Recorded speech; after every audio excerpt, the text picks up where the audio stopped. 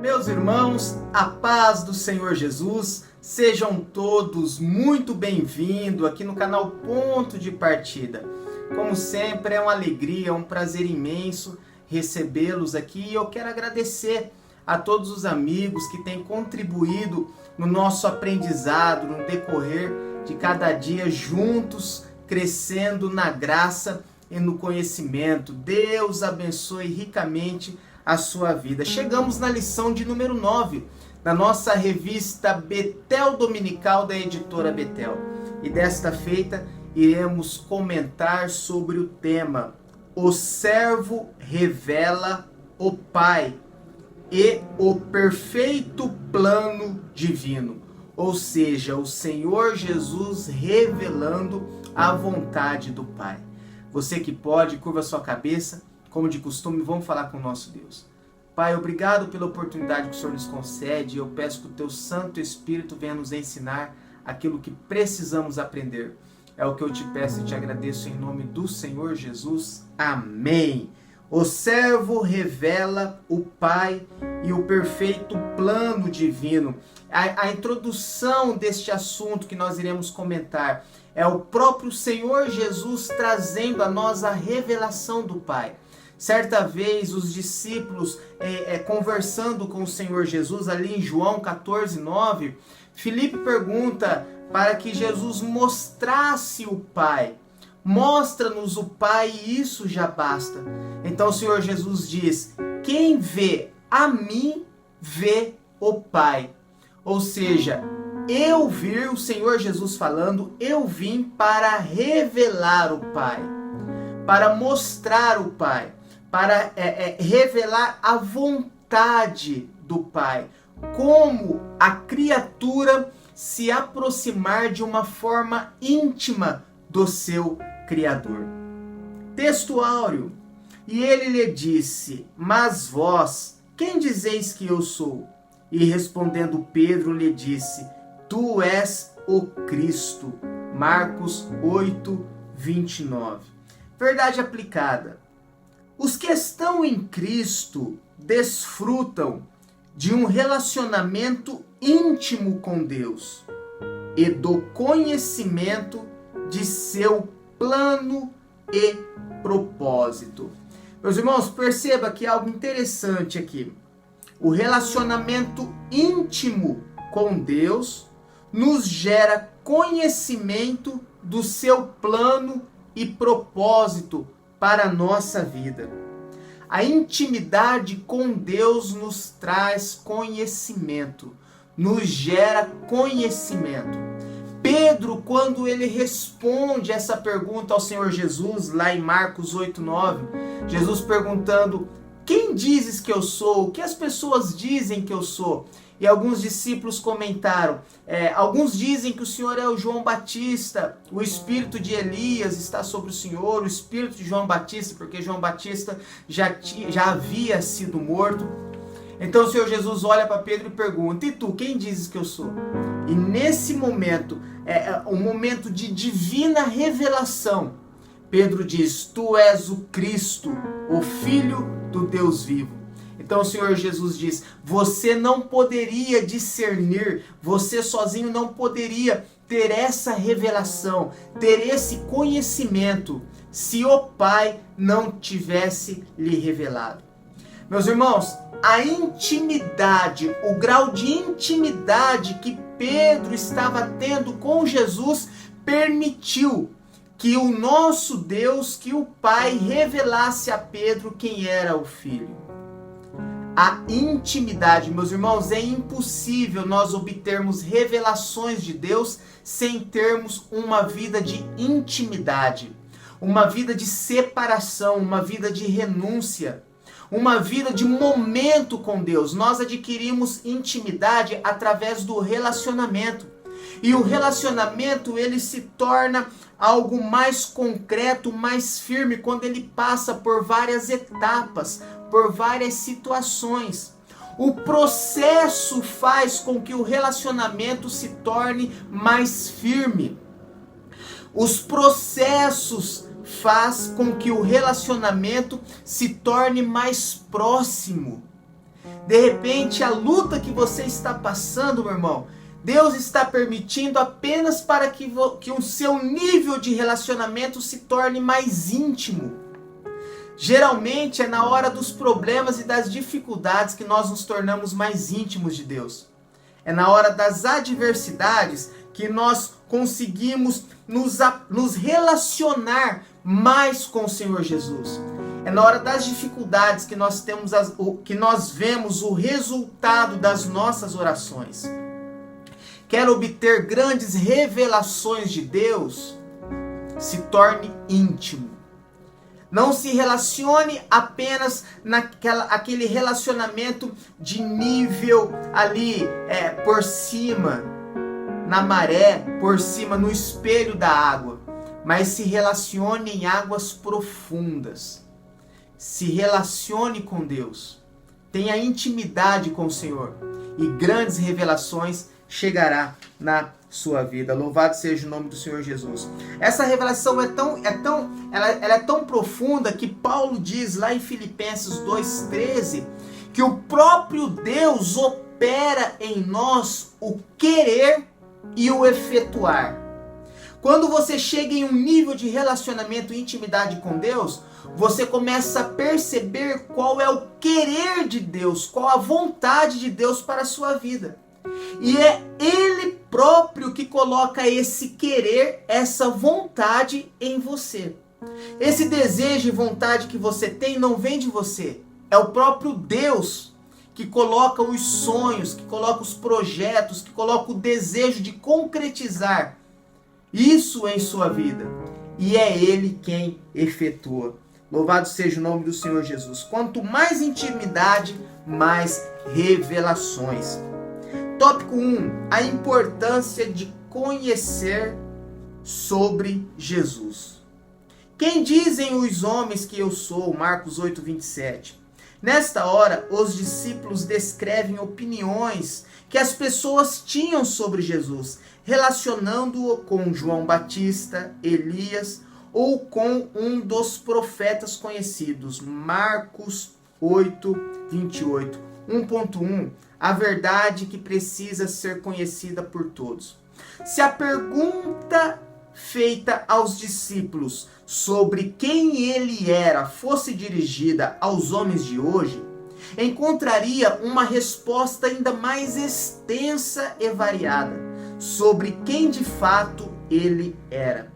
Partilhamos das opiniões de que atualmente existem milhares de religiões e certamente há respostas sobre a sua pessoa que o avaliariam de maneira pejorativa.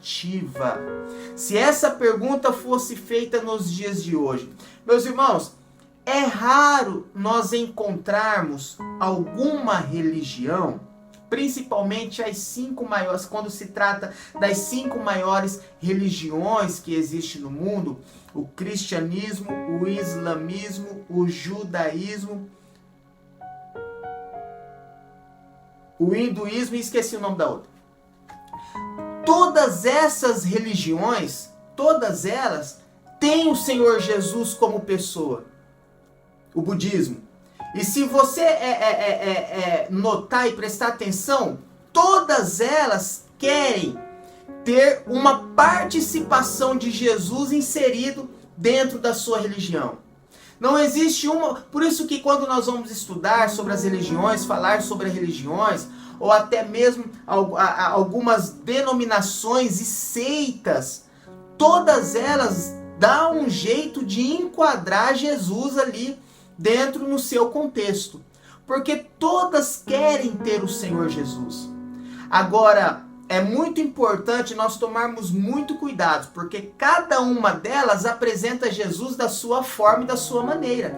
E meus irmãos, o inimigo é tão astuto que quando você entra para estudar a respeito de algumas seitas, são mínimos detalhes que faz a diferença. O inimigo ele elabora uma história tão bem feita, tão cheia de detalhes e rica em detalhes, que você acaba acreditando. Existem religiões que acreditam que o Senhor Jesus foi estudar a partir dos 13 anos, quando ele na adolescência do Senhor Jesus, até o início do seu ministério. Quando no início da sua adolescência, ele aparece ali no templo, aos seus 12 anos, onde ele tem a conversa com os fariseus, com os professores, com os rabinos, aos seus 12 anos. Depois desse período, até o início do seu ministério com 30, há uma lacuna, uma ausência do que Jesus havia feito. E algumas religiões afirmam que Jesus foi estudar, esteve lá estudando. O hinduísmo acredita nisso, afirma isso. O budismo afirma que Jesus aprendeu grandes dos seus ensinamentos com os ensinos de Buda, com os ensinos de hinduísmo. Então o inimigo ele age de forma que ele manipula uma maneira de você fala, não, isso é verdade, isso aconteceu. E quando não é, nós temos que ficar firmados na Bíblia Sagrada. Aquilo que era para ser dito sobre o Senhor Jesus e a revelação do servo está contida na Bíblia Sagrada. Não há mais o que querer procurar. Existem alguns livros que trazem alguns fatos importantes na história. Mas, irmão, para conhecer o Senhor Jesus, a Bíblia Sagrada, não existe livros mais repletos de detalhes, de conhecimento a respeito do Senhor Jesus do que os evangelhos. Mateus, Marcos, Lucas e João. Louvado seja o nome do Senhor Jesus. Tópico 2. O plano de Deus revelado por intermédio de seu servo. O Evangelho de Marcos inicia com o testemunho de Deus, o Pai, sobre o seu servo. E ouviu-se uma voz dos céus que dizia, Tu és o meu filho amado, em quem eu me comprazo. Marcos 1,11. No comecinho do Evangelho de Marcos já traz o relato do batismo do Senhor Jesus. O Senhor Jesus sendo batizado ali no Rio Jordão por João Batista. E nesse momento nós temos a aparição da divina triunidade. Eu já comentei aqui no nosso canal, a palavra trindade não se encontra na Bíblia. É um termo usado para definir a triunidade de Cristo, a triunidade celeste. Deus Pai, Deus Filho e Deus Espírito Santo. E aqui é onde entra o maior detalhe das três aparições, das três figuras ao mesmo tempo. E aí eu não vou entrar aqui na doutrina do unicismo. Mas fica evidente as três manifestações. Deus Pai no céu falando, este é o meu Filho amado em quem eu me comprazo, a quem eu tenho alegria, a quem eu tenho prazer. O Senhor Jesus, o Deus Filho, sendo batizado por João Batista. E o Espírito Santo, Deus Espírito Santo, descendo em forma de pomba sobre a cabeça do Deus Filho, o nosso Senhor Jesus. 2.1. O servo revela o Pai e sua vontade. No Antigo Testamento, homens como Noé, Abraão, Jacó, José, Moisés, Josué, Daniel, entre outros, por temerem a Deus, tiveram o privilégio de conhecer parte desses segredos. Já no Novo Testamento, esse segredo é mostrado de maneira ainda mais vasta, quando começamos a ler sobre o plano de Deus na pessoa do seu Filho. Meus irmãos, no Antigo Testamento, na Antiga Aliança, nós não vemos esse detalhe de manifestação, de aprendizado, de revelação do Senhor Jesus a nós, à humanidade, aos seus filhos. Nós vemos grandes momentos de intimidade, nós vemos grandes momentos, os pais da fé, Abraão, Isaac, Jacó, os grandes profetas que existiu, até os juízes, no tempo dos juízes, momentos de intimidade, momentos de relacionamento com Deus Pai. Mas só nós, na época da graça, na época da nova aliança, nós podemos obter essa rica revelação. O Senhor Jesus, o próprio Deus, revelando a vontade do Pai.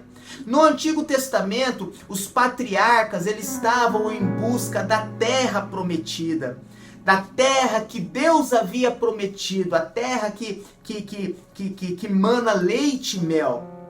Já nós, na nova aliança, nós usufruímos do reino. O que o Senhor Jesus veio trazer para nós, o reino dos céus. Como lá em Mateus capítulo 7, onde nós temos a oração mais conhecida que o Senhor Jesus nos apresentou e nos ensinou, a oração do Pai Nosso, onde ele diz: venha o teu reino.